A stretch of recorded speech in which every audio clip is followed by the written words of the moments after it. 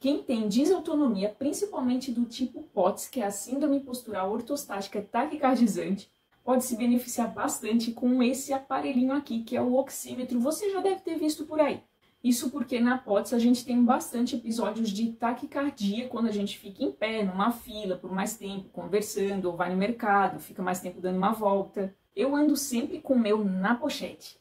Sim, pessoal, eu uso pochete. Eu sou a menina da pochete aqui na minha cidade, porque não é muito frequente as pessoas usarem pochete. Mas eu não consigo usar bolsa por causa do meu desvio na coluna, que eu sinto muita dor, e também porque as minhas costelas elas deslocam. Eu levo muito para caso eu passe mal, eu venha a ter uma síncope ou um episódio de pré-síncope fora de casa. O que eu faço é quando eu já estou sentindo bastante sintomas que eu identifico como meu pródromo, ou seja, sinais e sintomas que indicam que você vai passar mal, cada um tem o seu. Como a gente sente isso com bastante frequência, a gente vai se acostumando e aprendendo a identificar esses sinais, né? Então a gente já sabe nosso pacotinho de sintomas que já sugerem que uma síncope está vindo. Quando eu sinto esse meu pacotinho, é a hora que eu uso o oxímetro, algumas vezes, né? Quando eu me lembro e quando as coisas não evoluem tão rapidamente para que eu ainda consiga atinar de pegar o oxímetro e ver o que está acontecendo. Se eu coloco o oxímetro e eu vejo que eu estou bastante taquicárdica, eu sei que é a hora de eu procurar um lugar para me sentar e me deitar o mais rápido possível. Porque às vezes você pode estar sentindo sintomas ruins e não está com taquicardia. E algumas vezes você não sente o coração acelerado, mas está com taquicardia.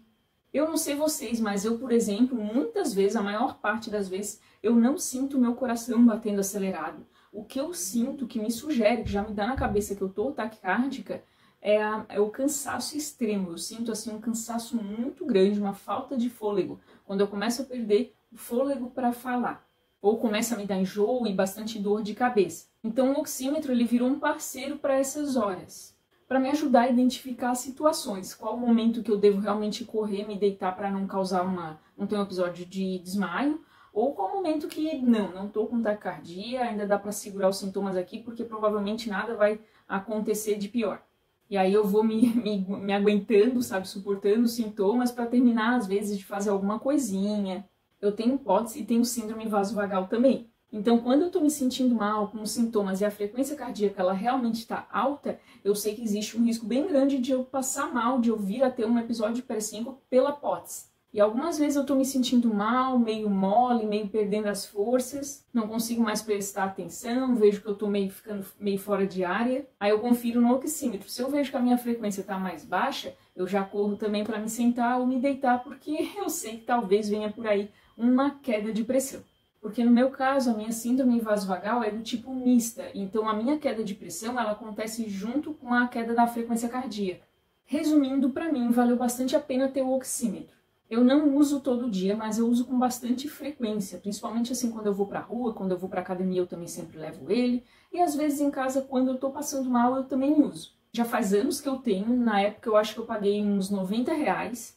Eu vou mostrar pra vocês agora o modelinho que eu tenho, que eu considero muito bom. Eu tenho esse modelinho aqui, que é o oxímetro LED da GTEC. É bem fácil de achar, você encontra nas farmácias, nos marketplaces como a Amazon, Mercado Livre. Tem uns bem mais baratos que custam em torno de uns R$50, mas eu prefiro pagar um pouquinho mais e pegar um aparelho de marca mais confiável. A GTEC já é uma marca bem conhecida desses aparelhos para saúde, aparelho de pressão, oxímetro, entre vários outros. Já é uma marca bem antiga, bem estabelecida no mercado. No caso desse oxímetro aqui, ele tem o selinho do Inmetro, ele é registrado na Anvisa. Claro que tudo nessa vida pode vir com defeito, mas quando você compra com essas garantias, isso reduz as chances. Ele é a pilha, atrás dele tem um espacinho para colocar 2 pilhas daquela palito.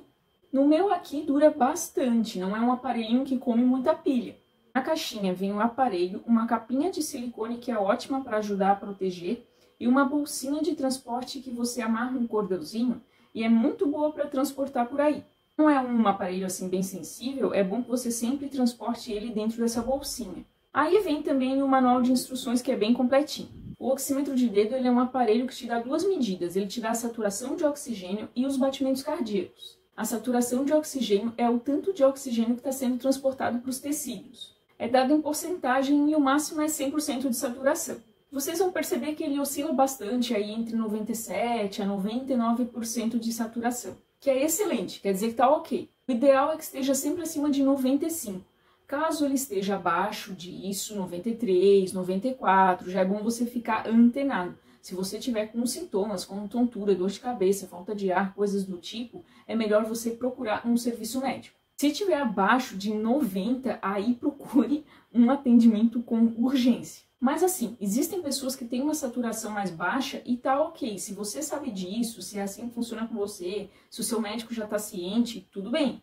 Tem gente que às vezes tem doenças respiratórias, doenças cardiovasculares, desautonomia, e aí a gente já não fica tão assustado quando a saturação cai um pouco e tal. Você sabe que isso pode acontecer, mas ainda assim, se isso não é o seu padrão, procure o médico. Agora, pode acontecer de às vezes o oxímetro indicar um número não esperado, sabe? Uma coisa muito estranha.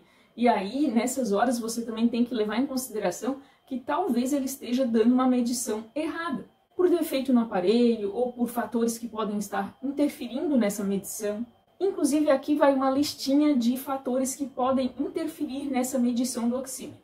Unhas pintadas, esmalte, unhas postiças, se você estiver tremendo bastante, se você estiver com as mãos muito geladas no ambiente frio, se tiver com uma descarga adrenérgica muito grande, tipo, você levou um susto, estava correndo, está muito ansioso, uma crise de ansiedade, aí pode ocorrer um negócio chamado vasoconstrição periférica, que também acontece aí no frio, que é quando o sangue ele sai da periferia e vai muito mais para a região assim, cérebro, coração, que é mais importante nessa hora. Intoxicação por monóxido de carbono. Tipo, sei lá, você estava em algum lugar que estava pegando fogo, tinha muita fumaça. Fumantes também podem ter bastante problema com o oxímetro, justamente porque o tabagismo aumenta os níveis de monóxido de carbono. Aí a saturação pode estar parecendo alta no aparelho, mas não é a realidade. Há um detalhe, o oxímetro ele não precisa ser calibrado. E você sempre deve fazer a medição paradinho, em pé paradinho ou sentado. Não fazer movimentos bruscos, não estar falando. E eu vou te explicar agora como é que usa o oxímetro. É bem fácil. Você posiciona o dedo, aperta esse botão. Só tem um botão. Ele serve para ligar e também para mudar a posição dos números. É que tem duas posições possíveis. Tipo, uma direcionada para você fazer a leitura e outra está direcionada para uma outra pessoa que esteja te ajudando. Por exemplo, alguém na sua frente vendo a medição. E ele se apaga sozinho alguns segundos depois que você tirou o dedo. A medida que sempre fica oscilando entre 94 e 99 é a saturação de oxigênio. Pelo menos ela deveria estar oscilando nesses valores. Se estiver abaixo disso, procure um médico. Ela é uma medida mais estável. A medida que oscila bastante mesmo é a frequência cardíaca. Mas se você ficar paradinho, ela fica numa faixa. E é essa a medida mais importante para a gente que tem desautonomia, a frequência cardíaca. Para conferir se a gente está com taquicardia. Os batimentos eles estão normais quando estão numa faixa de 70 a 100 batimentos por minuto. Acima de 100 é considerado taquicardia. E abaixo de 60, 50 é considerado bradicardia, quando os batimentos estão reduzidos. Mas as coisas não são tão exatas assim. A bradicardia não tem um valor tão definido. Se você está de repouso, se você está muito tempo deitado, está dormindo, talvez os seus batimentos eles até caiam um pouco menos que 50 batimentos por minuto, fiquem ali na faixa entre 40 e 50 e está tudo bem, isso é normal. Agora, se eles estão 40 nessa faixa ou até abaixo disso e você está sintomático, busque auxílio médico urgente. Principalmente se você estiver sentindo dor no peito, falta de ar, tontura. Da mesma forma para a taquicardia, se você estiver sentindo todos esses sintomas desagradáveis, alguma coisa estranha acontecendo no corpo e você está com taquicardia, também procure um médico.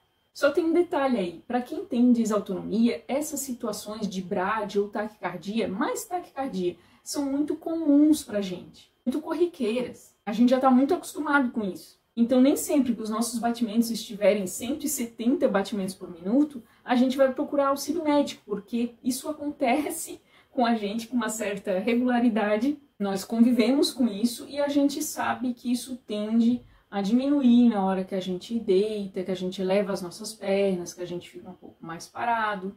Ainda assim, se você tem desautonomia e está super acostumado com essas situações, se tiver algo fora do seu padrão que você está achando muito estranho, não hesite de buscar o pronto-socorro.